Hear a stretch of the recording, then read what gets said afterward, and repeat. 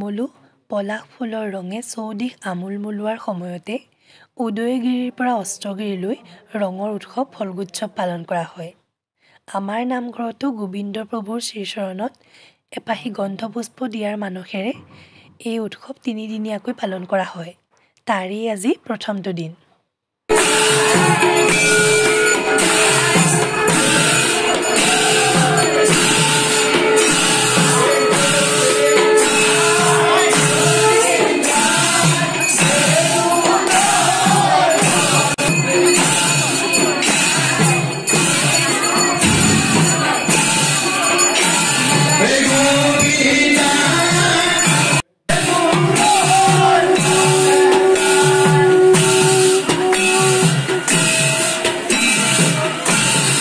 তিনিদিনীয়া ফল্গোৎসৱৰ আজি প্ৰথমটো দিন।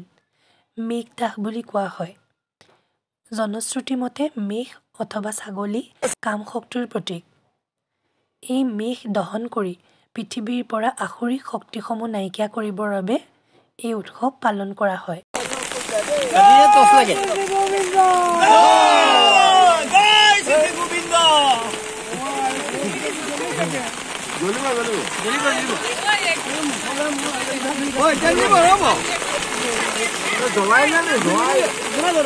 আপোনালোকে এই উৎসৱ ভাল পায়নে?